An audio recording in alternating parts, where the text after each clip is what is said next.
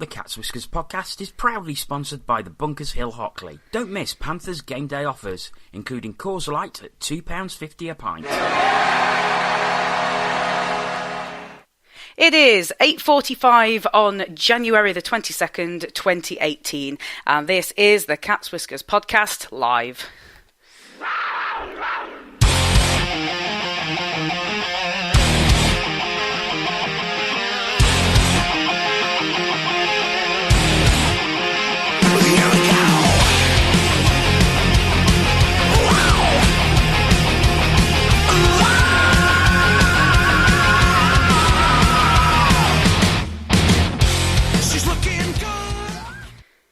Hello, good evening, and welcome to another edition of the Cats Whiskers Review podcast. My name is Tina Taylor, and with me tonight to discuss, a whole myriad of things, we have Antione Marie-Jeanne.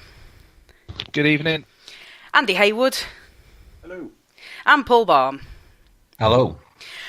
Right, before we get on to anything else, first of all, I would like to say, on behalf of the Cats Whiskers podcast, a very, very big thank you to Callum Chalmers and the Panthers organisation for announcing a Panthers signing a whole 2 hours and 45 minutes before we go on air, so we've got time to do a little bit of research. Yes, yeah. Well, if you've got somebody to do it for you, then that's fine. Yeah, before we get into anything else, the Nottingham Panthers have made a new signing, a signing which we've been crying out for some weeks, probably since before the departure of Josh Schaller, and now we have him in the form of 28-year-old Canadian forward Luke Pith. He comes to us from the Allsvenskan, and he has previous experience in the ECHL, AHL, the EIHL, and the Liga, and as previously mentioned, this has spent the beginning of his season in the Allsvenskan, playing 31 games, scoring 7 goals and 5 assists. Last season had a bit more of a steady points tally in the ECHL with a team that seemed to be becoming our feeder team at the moment. Might have something to do with a certain David Ling having re-signed for them, but unconfirmed reports. Last season, Luke scored 17 goals and 27 assists in 37 games. So, I'm sure we're excited to see him. I'm sure he has been written off already by some quarters of the fan base. Ant, are you excited by this signing? Well, it depends whether he makes it on Saturday or not. Yes, I am, quietly. If he fits in well with the team, obviously he's got a couple of ex-teammates there, which will hopefully help integration a little bit quicker. But it's another body as well, and it's something we've been crying out for. So, yeah, he's got a good record in the ECHL. So, fingers crossed it works out for him here. The one thing I was a little bit concerned about was the comment on his elite prospects bio, and it says something along the lines of that he doesn't like going into traffic. So obviously we've got a couple of really small rinks in this league. Not the old big blue tent days, but I'm thinking Fife in particular. He may struggle there, but obviously the bigger rinks, it looks like he could be a very good pickup for us. End of the day, he's replaced Schaller, who's struggling to do anything anyway. True. So if you're going to do it in half the rings, that's the start. You've also got to think of as well as you need a balance. Johan Molin was tiny and didn't particularly like going into the boards, but he still scored goals, and ultimately, if this is what this guy's going to do, then that's what we need, isn't it? Yeah, I mean, I suppose the big thing really is the goals. That's what we need. It's what we've been lacking. I mean, past weekend aside, that's definitely a key area that we've been struggling in. So, Andy, what do you think? Is he going to get us goals? Certainly looks like he's capable of it, but it's difficult to see. He looks on paper, he looks pretty good. I'm impressed with the signing, and I think there's been. I've not read it, but I think the headline on the Evening Post article with Corey is that waiting for the right guy, and he's happy with what he's got, rather than sort of rushing out and trying to get someone. So I would like to think that because of that, there's been there's been communications for a little while now, and I would imagine that he knows what's expected of him already. There's obviously talk that he could be in for Saturday's game, which will be fantastic. So yeah, ultimately I'm pretty pleased. Look, like I said, 2-3 weeks ago we were saying, just sign anyone. We're desperate for bodies, and the fact that we've signed someone who looks on paper like he could do a pretty decent job here, then I think we've done all right. Paul, any thoughts on Pith before we move on? The only thing is going back to the length of time it's taken. I think they've been taking the Pith, making us wait this long. Hey! I promised I'd get that one in. Yes, all right. Well, you fulfilled your promise. He looks okay. I mean, all right. I've seen comments like lazy recruitment and things like this because he's from Brampton. But on the other hand, he's perhaps Corey's gone to Gagnon and Billingsley and has basically said to them, "Is this guy any good?" And got the opinion of somebody who actually knows him. We've had people complain before, "Oh, he's signing people he doesn't know." Now they're complaining he's signing people he knows does. He almost can't win before he's got here. But at the end of the day, we'll see. We'll see what we get. There's always that question about why are players available this time of year, but if he's struggling from a lack of confidence, that's the last thing we want. But let's not write him off before we start. Let's see what he can do before we start complaining. And at the end of the day, he's a step up from David Sarkanis, isn't he? Yeah. Anyway. Well, yeah. I mean, it should be a couple of steps up. Just two. Oh, any advance on two? Any advance on two? I think my only comment would be, just purely from a stats point of view, he's probably been released from his team in the Allsvenskan because of a sort of a dip in points production from last season's production rate. But the Allsvenskan, I correct me if I'm wrong, chaps, but I think that's kind of a bit of a step up from our league. So you can, for me, I can kind of forgive him for that. I think that his previous season's points tally is fairly regular. So I'd like to think we're going to see what we need from him. So yes, we will move on from that. If you do want to get in touch with us while we are recording this evening, you can do, and the best way to do that is on Twitter at Cats Whiskers TV. Oh gosh, I've really not put my teeth in tonight, have I? At Cats Whiskers TV, and we will interact. Let's interact. Let's get friendly. We will. I have to say though, the people at Caps Whiskers TV need all the followers they can get. Is there? Do you know? I really want to just break off and just search for a Caps Whiskers TV. Anyway, no, I'm not going to. Right, so we will move on to Saturday's game. The Nottingham Panthers taking on the Cardiff Devils.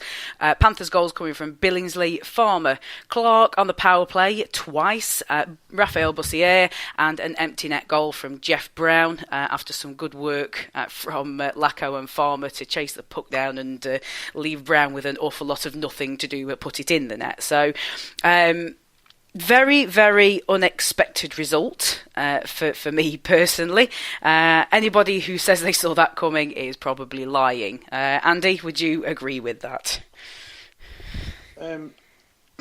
Well, I always fancy us to win our home games, regardless of who we're playing, and regardless of what form we're in. But I don't quite think I expected us to go out on such a tear so early. That's for sure.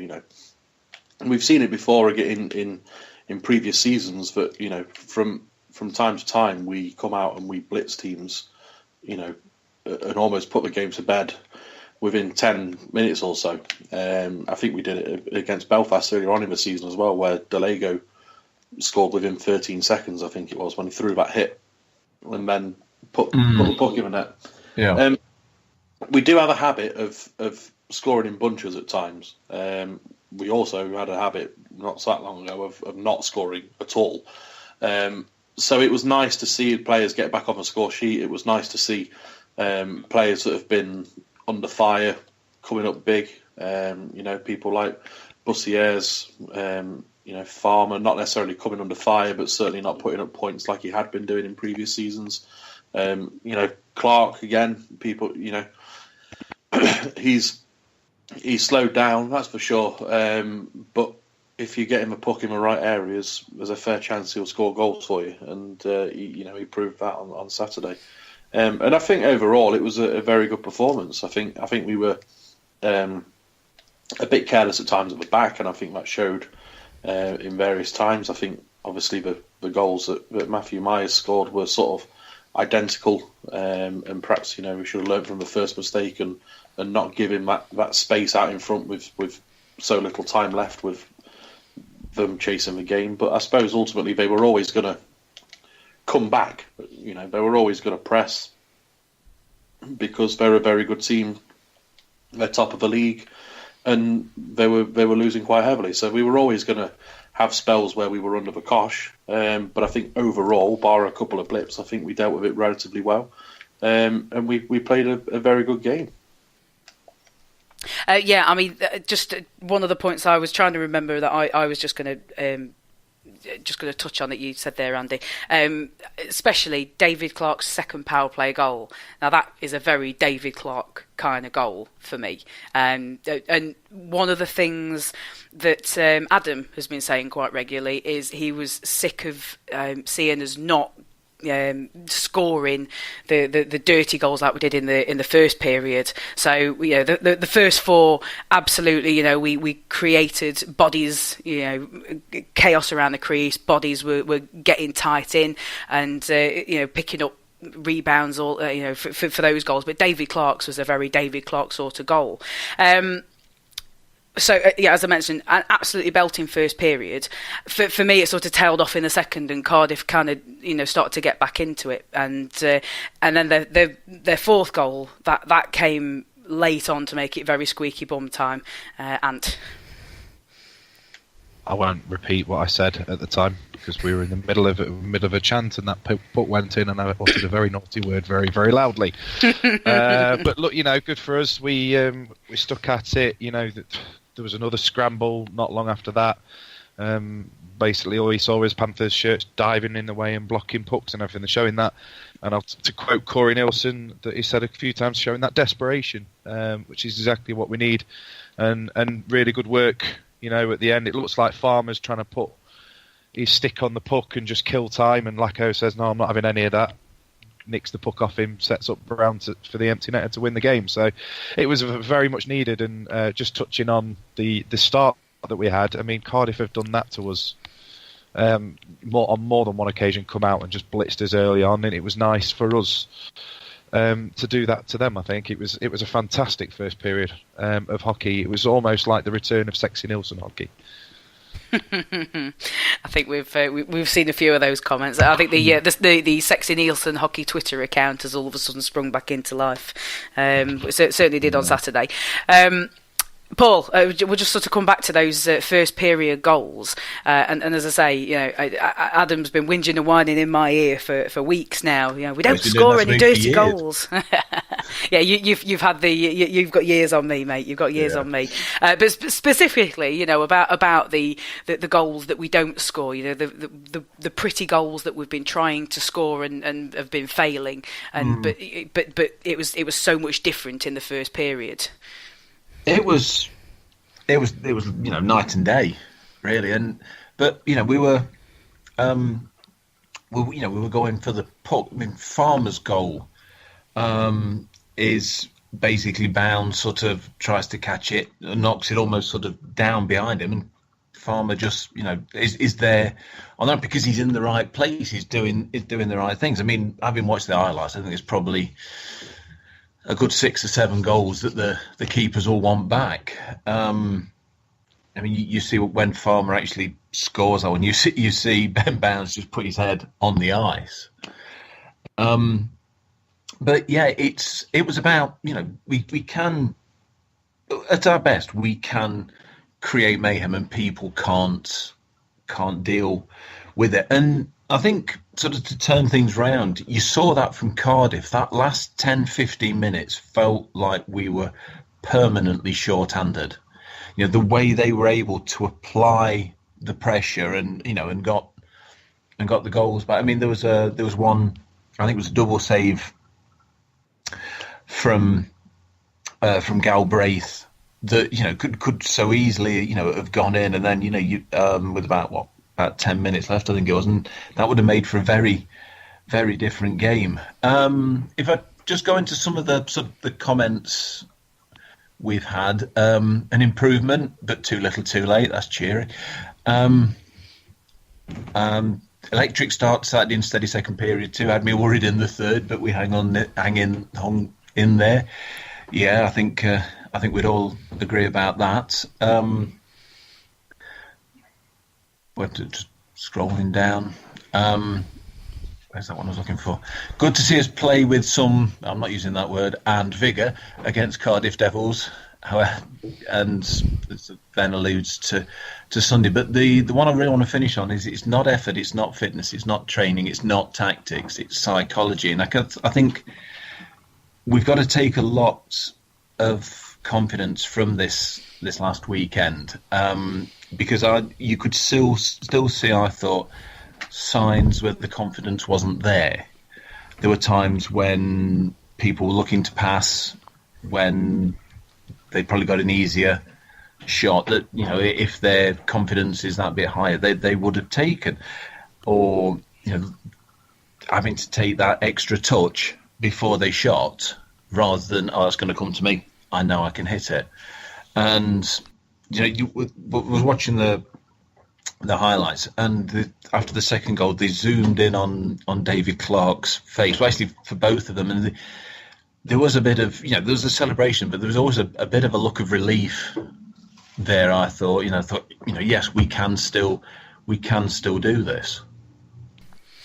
Yeah, and wasn't it good to see? I mean, the next point I just wanted to bring up, because this was a personal point that I wanted to put on the agenda, and it was something that that was, it may just be me that felt it, and if it is, then fine.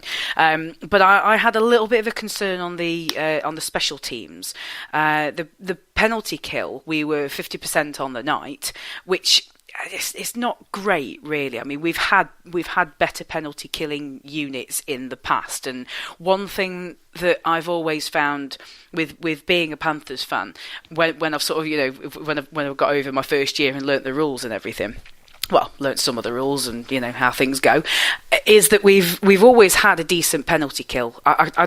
It's rare that the Panthers have had a what you could call a consistently good power play, but we've always been able to sort of fall back on the penalty kill and say, right, no, we might not score any on you with the man advantage, but we're going to stop you scoring on us with the man advantage, and we're going to do it well. For me on Saturday, with the penalty kill was not as good as I can remember. Panthers penalty kill being not horrific, but could be better. And obviously there was the conceding the penalty shot on the 5-on-3. I mean, really, for me, we shouldn't have been in that position in the first place. If they've only got 3 men on the ice, how the hell are they getting past the blue line before the 1 or 2 people who are supposed to be on it? So that was just a concern for me. But what do the rest of you think? Well, I think ultimately with the penalty shot, it was the best thing to do. We had a shot that was blocked, and Joey Martin was getting a breakaway. I think realistically, Clarke has to make a play to try and stop. Oh yeah. No, so my sort of point was in that they've only got 3 guys on the ice, so it shouldn't really have happened in the first place. He shouldn't have got that breakaway. No, not chance. at all. But by the same token, if your high man blocks a shot, then he's always going to be the first man to the puck, because the bloke taking it has to turn around. So it's one of them things. It's the one thing that really winds me up about the power plays, particularly when you hear the opposition start banging their sticks because the player's coming out of the box, and then the team winds up to take a shot. And we've fallen foul of it a few times this season. And don't get me wrong, it doesn't always go in, but we've given away odd man rushes because we took the shot trying to rush it in the shot whilst on the last throngs of a power play, and they managed to get a break with the guy out of the box.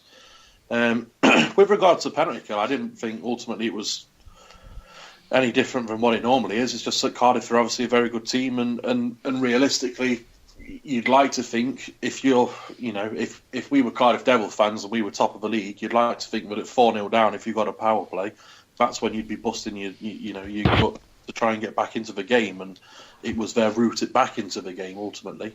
But I don't think overall this season I've been sort of concerned when going short-handed as such. I just think it's a case of a very good power play unit and a very good team, and they're trying to get back into the game. I think we still, that particularly towards the end, there was a spell where we were.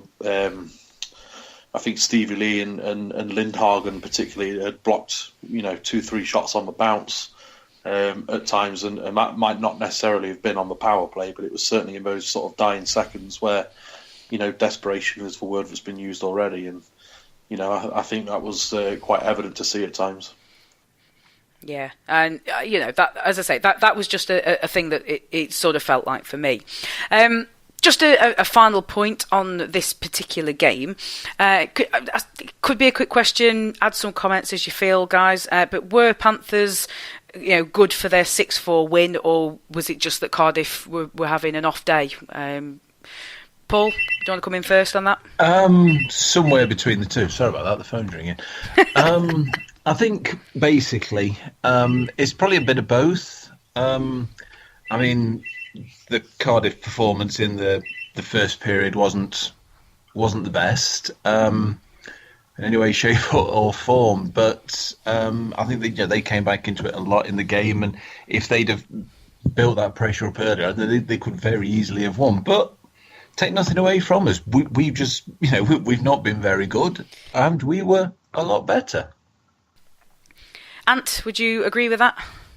Yeah, I thought we played some of the best hockey we've seen since pre-December, the beginning of December. I thought we were energetic. We didn't give them time to settle.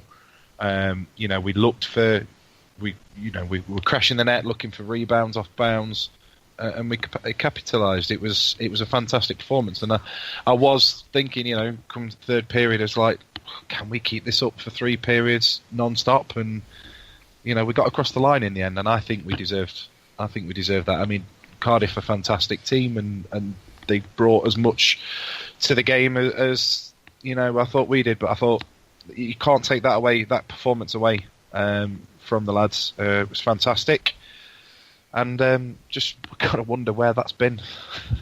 That's the only disappointing thing. That's the frustration, isn't it? It is a massive question, isn't it? Where has that been through December?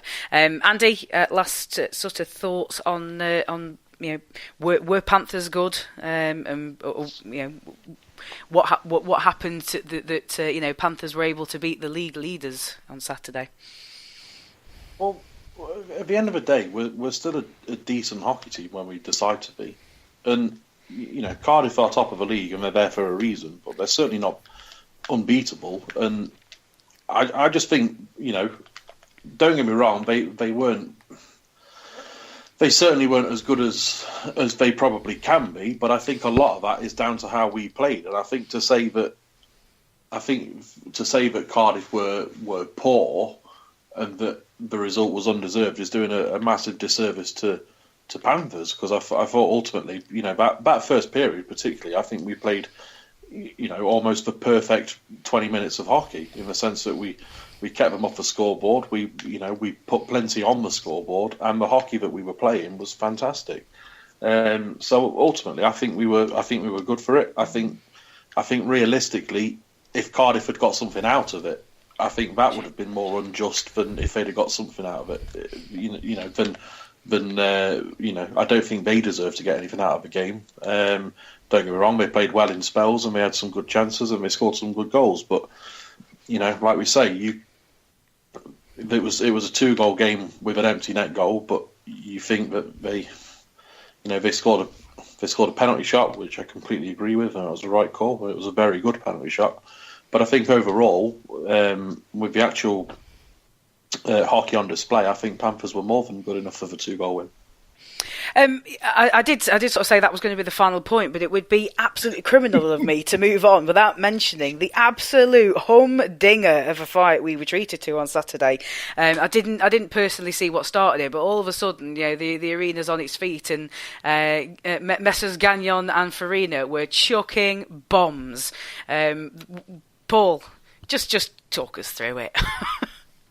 Well, I think you've described it, really. I mean, from what I saw, and I wasn't paying a huge amount of attention, I don't normally do, it looked as though Farina threw a hit to sort of rile Gagnon, and then they started having a fight, which was nice.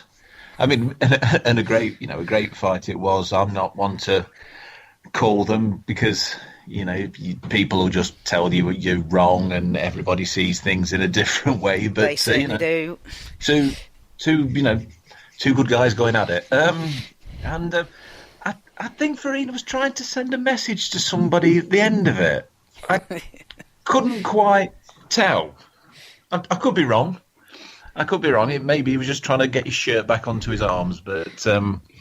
Who knows? But yeah, I mean, great fight. C2 stood up at the end, acknowledge each other, and just a great fight. Yeah. So that wraps up Saturday night. So we've got to move on to Sunday and the trip to to Milton Keynes. As you can tell, I'm not Tina, and I'm here. You're still there. I'm still here. But because none of the rest of us saw the game, so I'm just going to grill Tina about it. But Panthers came out 7-3 winners, having been 3-1 down at one point, I believe, with goals from Bouzier, Gagnon, which could be changed to Delago apparently, Spang, Phillips, Betteridge, a short-hander from Sauvé, and Mokshantsev on the power play with. Goals for MK from Hudson, Veropol, and Guy Doucet. Does he always score against us? Probably. He always scores, full stop. Yeah. But, I mean, we've got to start by talking about the Weekman incident, and, we send our good wishes to Mika and hope he gets well soon, because nobody ever wants to see a situation like that. But... I think we've actually all seen the clip of that. So after saying I'll talk to Tina through it, Ant, you've seen it. You showed us the clip. What did you think of it? We should clarify that this clip came from Facebook, not the official Milton Keynes thing. So apologies to anybody at Milton Keynes for that, but it has made it out into public domain. It was the first I saw of it. I must admit, I was like, oh, that's a little bit naughty, to quote Danny Dyer. It was, Mosey skates in from the wing, and as Mosey does, he's going at pace.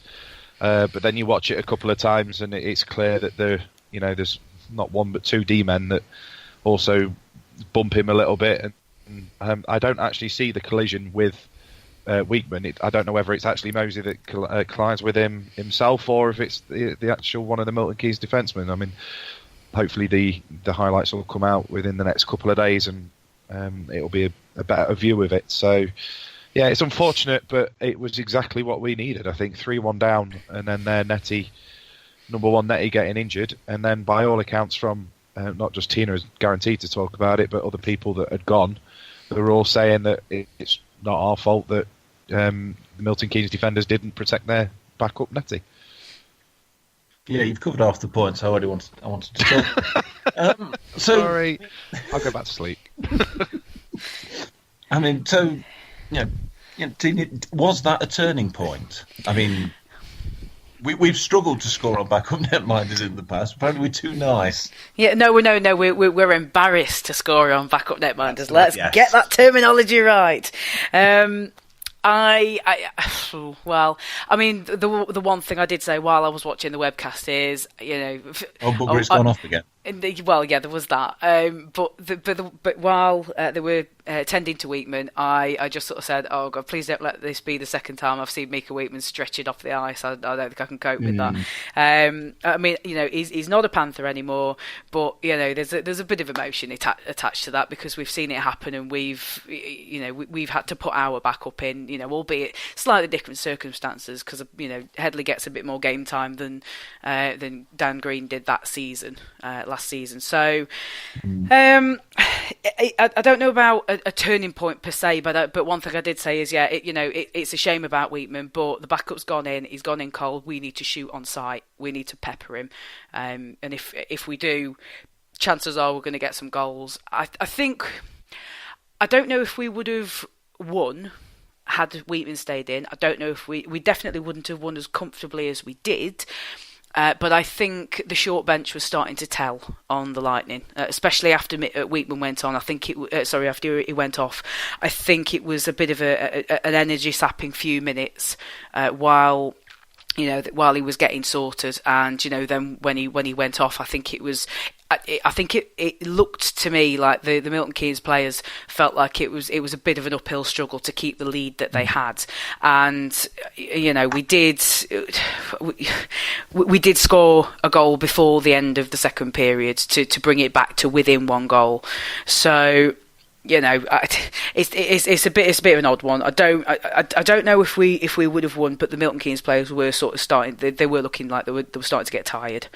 Yeah, I mean, looking at the comments we've got some saying that we have to realise there was a very strong likelihood Milton Keynes would have won yesterday's fixture if Mika Weekman hadn't got injured. Maybe our luck is on the turn. I'm not quite sure that you want to call that luck, but there's another who said that they thought we would have still gone on to win. So, I mean, obviously, like you say, you might not be a Panther anymore, but you never want to see that happen to anybody really. And you can say we wish him all the best. And I've run out of questions to ask about that. That Sunday night. Well, one thing I'll just sort of touch on. Ant just sort of touched on it, and it was something that and Adam and the rest of the guys I was watching the webcast said. They weren't protecting Headley particularly well. I think they didn't give him the best chance he could have done to protect that 1-goal lead. It sort of felt we kind of came out in the third period quite well, but for what I saw of it, it was about a minute of it before the webcast just died, and then we're sort of watching Milton Keynes match night Twitter because there was just nothing else to watch, and the webcast comes on and we've scored 3 goals. It's like, whoa, that escalated quickly. Yeah, that escalated quickly.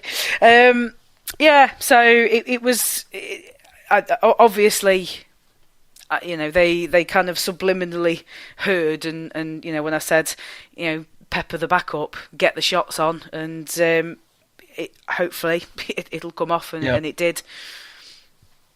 Yeah, I mean, Andy, just going to you now. What do you think the Panthers can take from this weekend? What points? Oh, thank you. Yeah. Yes, that's what I'm throwing to you. Yeah. No, Anybody else with a sensible answer? I think ultimately it's, like we've mentioned before, and it came up in the comments from Player of the Week. Sport in general, and particularly hockey, can change momentum so quickly, and because in hockey as well, score lines are a lot. You see a lot of goals most nights. You'd sort of think that. I imagine the average is probably about 4 or 5 goals a game. I would hazard to guess. So there's a lot of potential for different goal scorers, and there's a lot of potential for slumps. There's a lot of potential for players to go on streaks, and I think ultimately it's about piecing these together. I think if we're not going to go for the rest of the season and win every game. And no team is, but it's about making the most of your opportunities and grinding out results. And I think that's where we've struggled a little bit over those over those spells where we lost 8 on the bounce, and then was it 3 with or 4 with Belfast and Cardiff and whatnot after we sort of won 4 on the bounce or whatever. And I think apart from probably the 2 blowout games against Sheffield, the rest of them were a case of we just couldn't grind out the result. We just couldn't get the win. I think there was a couple of shootout losses or overtime losses. I think one to Fife and one to Manchester, perhaps. I've got that right. And you sort of think that in years gone by with some of our former teams, that was our difference maker, was that ability to always be in a game and always, find a way to win.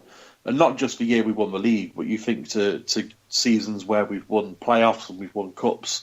I automatically resort back to the Cardiff Devils playoff final where Beauregard scored the winner, where you think that we were 2-0 down, then we were 4-2 down, and we ended up winning 6-4 or something like that. We were 2 goals down at least twice in that game, but we've always managed to sort of pride ourselves, and our identity's always been on, at times in big games, always been able to find that extra step to make sure that we won a game.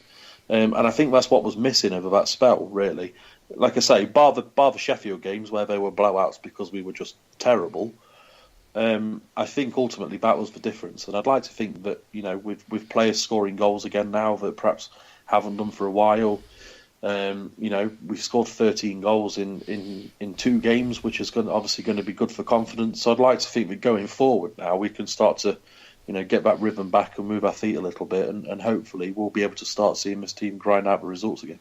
I mean, and that again, that's reflected in some of the comments that we've had. The guys have really picked up this weekend. Not sure why or what happened, but keep it up. Keep it up. The one I talked about earlier about is not being fitness, effort, training or tactics, psychology, and things can change round like that. A lot of people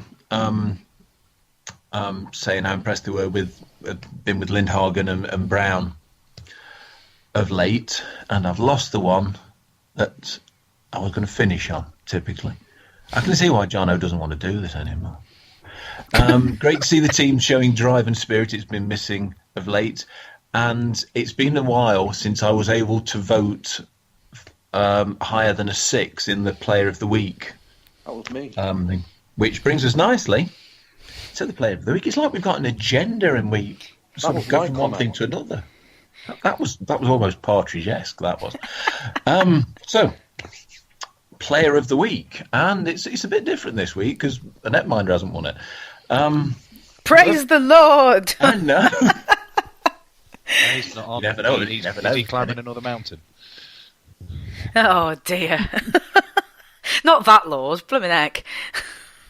Like Julie Andrews of the Cat's Whiskers. Judith Chalmers. And the music, yeah. So anyway, moving swiftly on. Player of the Week in 3rd place was Patrick Galbraith, a man who has been eligible, I think, for 11 different Player of the Weeks and has been in the top 3 for 7 of them. So he's obviously going to be a contender for Player of the Year at the end of the year. In 2nd place, and this is the first time he's made the top 3, David Clark, obviously for his 2 goals, and I thought he had a much better game than he maybe had of late. One of the comments we had was talking about the saying that he needs to manage his ice time and maybe just use them on the power play more, things like that. And he was brilliant all game and well deserved his man of the match then. But our Player of the Week is neither of those. It's Mathieu Gagnon. I assume for his fight with Farina, or maybe the goal he got in Milton Keynes. When he scores a goal, he does get Player of the Week. This is his 2nd, and last time he got it was when he scored his only other goal. So hopefully they don't take that. They don't give the goal to Delego in the end. But well done, Matthew. He'll still be Player of the Week. Can I just ask Paul a quick question? Yep. Since you've got the results, how out of interest, how did Bossier score this weekend? Because I thought he was exceptional both nights. One in the 2nd period. Apart from that fluff, yeah. He was about a point off. Gagnon won it with 8.7, and Bouzier was just below 8. But understandably, the scores were a lot higher this week than they have been in previous weeks. I think the last couple of weeks, the winners' scores wouldn't have got anywhere near the top. It was a really, really tight week this week. That's good. But I mean, just generally, I know it's easy for people to take a dislike to a player, and obviously Bussiers has come in for a bit of criticism. I never. Not that water bottle, mate. It was Pat Gallagher for about a quarter of an hour. It's true. No, it's true. I believe you. True. I believe you. Yeah, I never liked Pat Gallagher. You watch them old Cat's Whiskers. I vacillated between getting rid of Gallivant or Graham every week. I think the whole fan base did that at some point, though, didn't they? To be fair. Right, just before we move on to other Elite League results and news, we've had a couple of people tweet in and get in touch. Chris Lavelle has got in touch. He's a Belfast fan, and he says, thanks for beating the Devils, guys. Appreciate it. And that's nice, as I can come to Nottingham without Paddy and Davey from A View from the Bridge berating me. Yes. About them. No, don't worry, Chris. You'll be safe. You'll be safe. Come and join us for a pint in Bunkers when you get here. And Colin Basford has been in touch. He said, I think you might have missed the bit where we already talked about him, Colin. But thoughts on Pith? Some fans in brackets, experts at home, writing him off already. And so, I think I did mention that. You talked about that as well, yeah. Yeah, I talked about it as well. Yeah, because it just seems to be endemic of a fan base where we get a new player in, and before he's even set foot in the country, never mind on the ice, he's not good enough. So the doomsayers out there will have already put fingers to keyboard and to register their displeasure that we haven't signed Sidney Crosby once again. About this as well. Yeah, more than likely. Never mind. Right. Anyway, so we will just touch on other Elite League results and news. Bit of a slow news week, if I'm honest. Not a lot going on. Dops had nothing to talk about, and I think there's been a couple of player movements and such things. But I think a couple of things of note. The Giants have gained ground on the Devils after a 6-point weekend. 2 wins against the Blaze Friday and Saturday, and then going over to Guildford and taking a narrow win over there. But the 2 wins against the Blaze quite convincing, and I think the Brayhead clan will be. I think they'll be quite pleased at that the Giants have done their bit to help the clan in the race for 8th, which it sort of seems to be between I say it was between 3 teams, but Dundee have now joined the race because they've had a surge in wins and points, and for the first time in what feels like about 3 months, they've managed to elevate themselves above 11th place. So they are starting to get themselves in the mix for that 8th spot. I think they have. I want to say they've got 3 games this weekend, but I could be wrong. But regardless, they are making a bit of a late charge. At this end of the season, Milton Keynes not in the greatest of form at the moment, and they are the unfortunate. What's the opposite of beneficiaries? they are the recipients. They're the unfortunate recipients of 11th place at the expense of Dundee taking themselves up into 10th. A few other results to look at. The Bray clan had a win over the Capitals. It only gets worse for the Capitals because the Steelers went to Murrayfield and took the points from them there in a convincing win. Other results, Guildford, not a good weekend for them either. Losses to the Steelers and the Giants, as previously mentioned. The Flyers, in quite a surprise result against the Stars on Saturday. The Stars won in a shootout at Fife, I believe. So that was one of the things that one of the games that has helped with their little storm up the table. And speaking of the Storm, yes, they had a 3-2 win over the over the Lightning on Saturday, just to compound the Lightning's misery, and then went down to Coventry and took the spoils there as well. So a mix of results going on over the weekend. Okay. So, as I say, chaps, a bit of a slow news week, unless there's anything you want to pick up on any of those results. Well, according to this, it says I don't want to make Lightning's weekend any worse, but according to this, they only scored 1 against Storm, and you said they got 2. Oh, have I missed something? It's all right. I won't worry about it. But I mean, obviously, Brayhead have been signing players. Losing players as well, and putting out some of the most embarrassing. Wow, it's not just me that's suffering from loose teeth tonight. Then some of the I was somewhere between embarrassing and cringe-worthy. Have you just invented a new word? Again, yeah, embarrassing. Yeah, we'll use it. We'll go with it. Just keep talking. Nobody will notice. Some of the most embarrassing goal gifts I have possibly ever seen in my life. I mean, Bristol Cities aren't, well, they're a bit Bristol City, frankly, and then sort of do them as well. I'll probably get shot down as a miserable old whatever I am, but what's wrong with just saying they've scored? Why do you need to turn one of their players into Harry Potter? Well, you know what? I was wondering what you were on about until just then, and I was like, yeah, I remember it now. Yeah, terrible. well, I think it was actually Andy that pointed it out first to us. I think you put a message in the WhatsApp group, didn't you, Andy? Yeah, it was interesting. I mean, I don't mind them. I'm a bit ambivalent to them, really. It's like, yeah, all right, that's cute. Move on.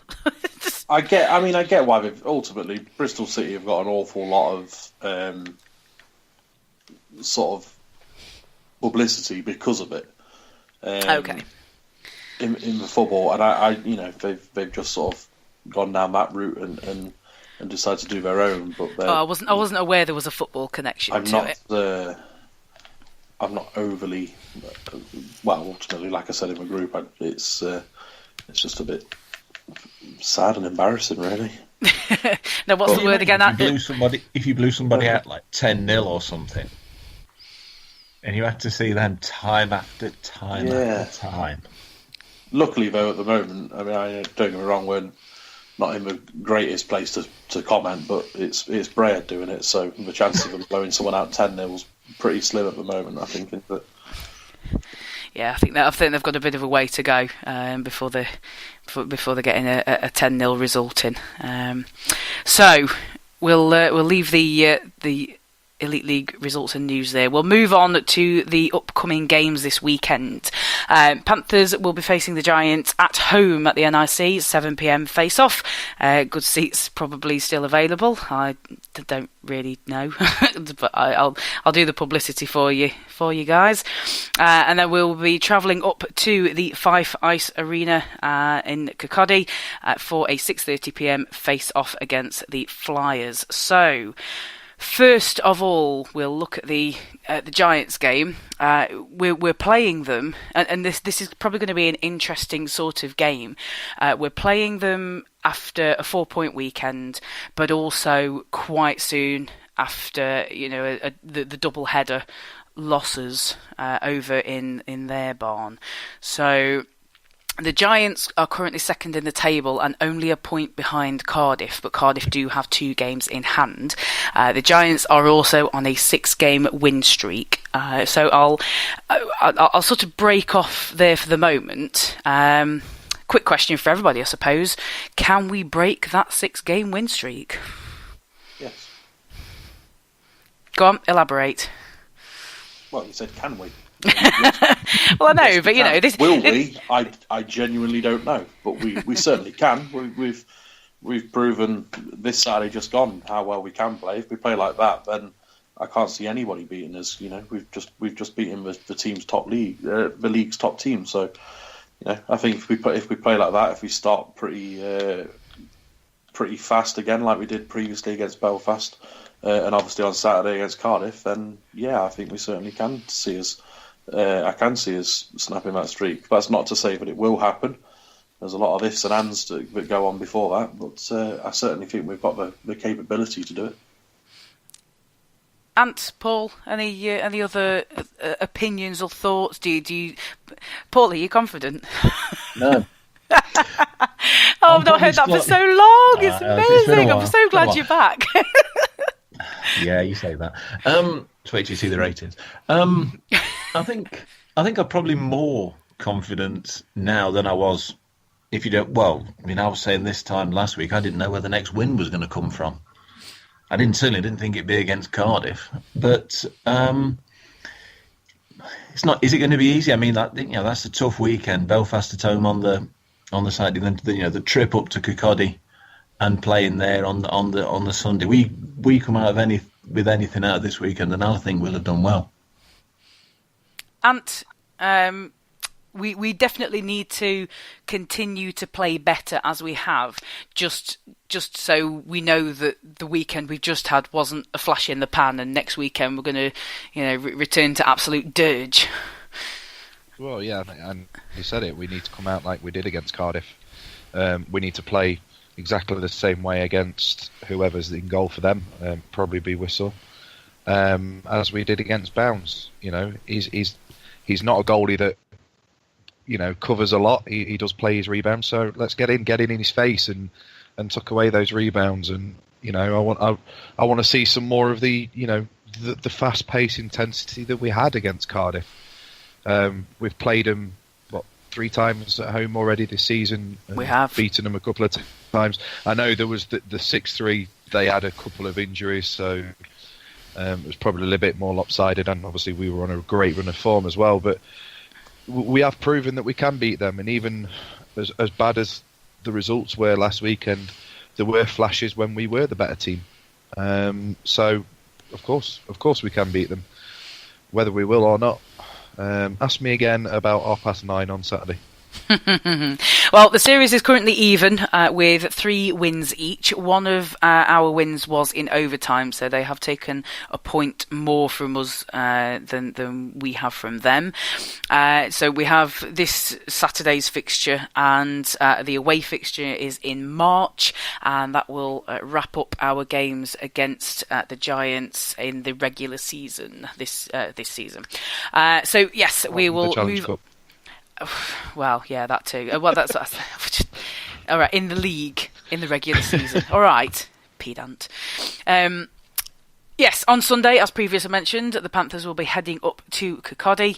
The Flyers are in a good position in the table, currently on a 3-game losing streak, and they had what was probably quite a crucial game for them on, I think it was Sunday, wasn't it, against the Devils, where they could have put themselves kept themselves in a fantastic position. I suppose is probably the better way to say it.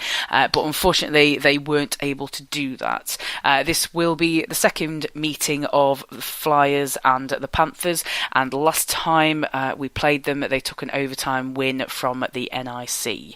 So I suppose, question again, can we go all the way up there and do the business? Well, I mean, a 3-game losing streak's nothing, is it? We can do that. We can all do most of that in a weekend. Yeah, it's kind of a hold my beer moment, isn't it? Yeah, but I mean, like I said, it's going to be difficult. Watch out, there are cliches coming. It's a difficult place to go and play. Shall I get me ding sound effect ready? Hang on. Oh, I can't find it. No, it's fine. Crack on. You use the shooting one. That's probably better. It is a difficult place to go. And they've been doing really well. We score once every 11 shots. They score once every 7 on average, or something I saw the other day. So that tells its own story. We've got to go there, and we've got to play our top. We know we can, again, which is the frustration. But we've got to go there and be on top of our game to get anything. I think all weekend we've got to be on top of our game, to be honest. Yeah, I think the confidence is maybe creeping its way back into the Panthers camp. But well, commentators curse. Oh, just terrible. And with potentially the injection of good feeling that a new player will bring, should he be able to get to us before this weekend. I suppose one question. Where do you see Pith fitting in? Maybe as the setup man for, I don't know, someone like Delago. If it's the centre, I just hope he wins face-offs, because that is the one area I think out of everything that has stood out to me is like we've not really got that player who, when you really, really need to win the face-off, we don't do. I mean, go back to what happened, last weekend against Belfast. But I think for his first weekend, it wouldn't surprise me to see him just sort of spotting in and playing as the spare forward if he gets here in time. Andy, new player, couple of games where we've won. We're playing a team higher up than us in the table in a barn that's traditionally hard to go to. How are you feeling about Sunday's game? I think if we come away with anything out of Sunday's game, then that'll be a big plus. Okay, short and sweet. Right, gentlemen, anything else that you would like to highlight before we wrap things up for the evening? Silence. No. I was going to ask golden. if Aaron Lord had a girlfriend, but no, I won't. Yeah, and on that bombshell, I'm not even going to elaborate on that.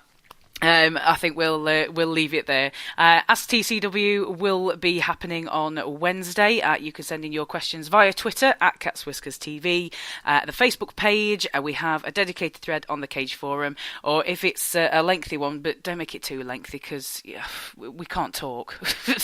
any sentence longer than about 20 syllables, and we're done for. So keep it nice and short and sweet if you can.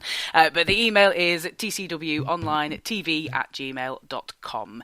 And all that remains for me to say is thank you very much to Paul Balm. Thank you. Andy Haywood. Anytime. And Antione Marie-Jeanne. Take care.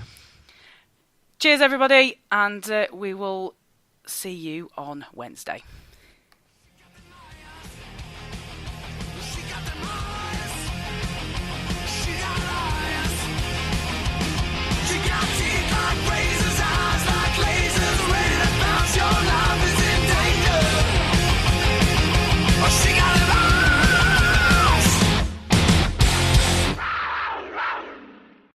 This edition of the Cat's Whiskers podcast was brought to you by the Bunkers Hill Hockley.